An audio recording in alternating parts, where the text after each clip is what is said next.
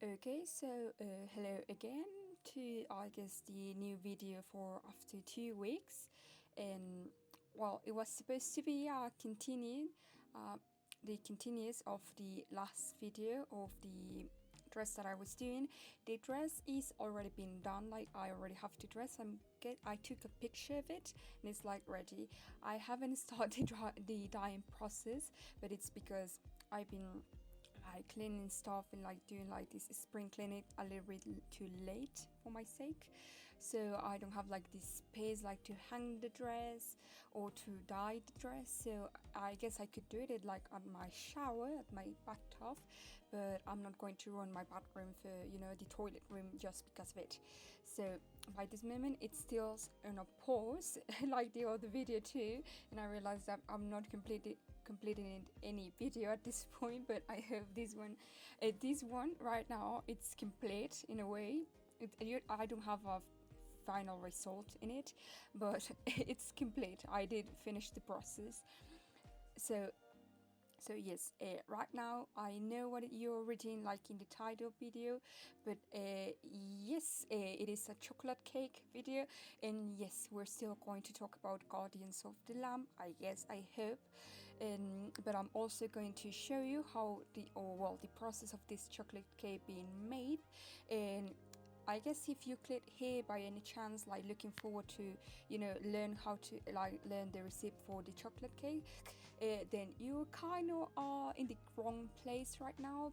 But you're still going to get it. Like it's not going to be explicitly on the video, but you can go down and watch in the comment section, and I'm going to put like the quantities and everything like related to the recipe.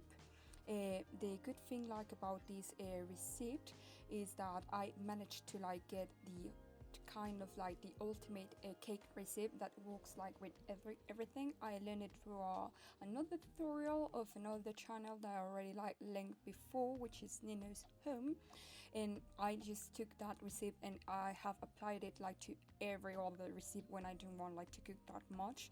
It works like with carrot cake, which works with chocolate cake, which works with lemon cake. It works like with every type of cake, and it's very spongy. So I guess it's like the ultimate recipe, at least for me. It works with everything. Obviously, you have to change some quantities and try to learn how to fit that in. But overall, it's a very nice recipe.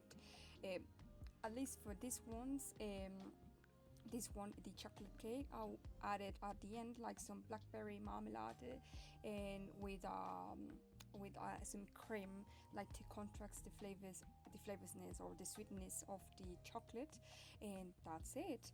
I guess we can start with it. You will be seeing it like right now. Okay, so I wasn't very sure how to do the recommendation, but I'll pretty much say how why I like the story. So the first thing is how it has like cults, it has childhood trauma, it has an interesting love triangle that I really hope that it ends up as a threesome or something like that, because I do like both of the male characters. Both, I don't know which one will be the main lead or no, but I like them both, and I like them both with her, so I want them to be together. The other thing that I've been liking a lot is, I don't know if it's, but the author has like this way of writing where she mixes like dark stuff, like really like serious stuff, with goofy, with her very goofy side, and the same happened like with dark heaven. In this case, it's like the dark side will be like there's a lot of like missing persons cases like related or associated with the cult, and also if I remember correctly, there was like something like money laundering or gang people like sneaking like into the cult, like to try to do like their hiding businesses with them. And well, obviously the way the cult like treats and teaches its people, right? Like there's a lot of scenes where they show like the memories of the main characters where when they were at the cult and how they were mistreated or they were taught things The other thing, like the goofy side, would be like how the main characters interact with each other, which is most of the times extremely goofy, or if it's not like goofy or dumb in a way, it's kind of like extremely sexual tension. But it's actually very very nice, and it takes a little bit of the seriousness of the situation, and it kind of causes like a detour, like a diversion of the plot in a way, because you get like tangled into their relationships and how they behave with each other, and you kind of like sometimes put aside a little bit like what the main story is. Like, you know, there's this cult that is looking for this girl, which is, her name is Jean Marie. I don't know if I'm pronouncing it correctly, but yeah, her name is like Jean Marie and things like that. So you kind of like think like, why is this girl so important, and then you get completely detoured to the interaction of her with Lee Mogil, I think is the mercenary, and her and the other character that I forgot, Mr. Ann, I think it's, but yes, it's like that. Also, the other thing that the cult reminded me is like, it reminded me a lot of like of People's Temple cult. I don't know if you remember about that, about Jim Jones. So yeah, like pretty much like Jim Jones is like the idea of these people who've moved to another place, like in the webtoon cases to another island, and in Jim Jones is, I think, it was to Guyana, I think, and they live under like these utopic ideals. But you you already know, if you know Jim Jones' story, and if you read this webtoon, how pretty much this ends. You know, it doesn't end well. So also reading this made me wonder what's like kind of like wrong with South Korea, or maybe North Korea too, Iceland's, because I was reading like another two webtoons or mangas, I don't remember pretty well, but they also both had like references on how isles in Korea are either haunted, cursed, or have been used like for not so good like reasons, like sending criminals for cults. So I don't know if you know, ancient times to send like criminals or to for, you know, dubious reasons. So I'll look into that later, and I will tell you about it.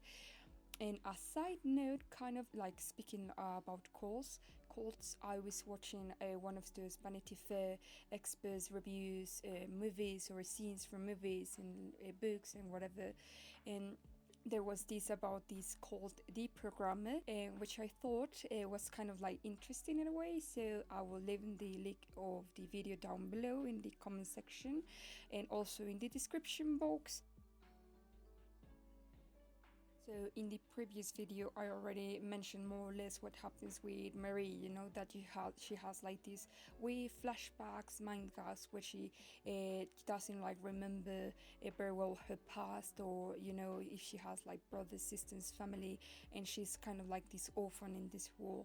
So it makes you kind of like wonder throughout the chapters, why is she like so important to this cult, this storyline, like why is she important, but you like get distracted like with the tension between Mogil and her story with Mr. An, and it sometimes, and most of the times, it points out as a kind of like she's an important witness that in a way can testify against the cult's deeds.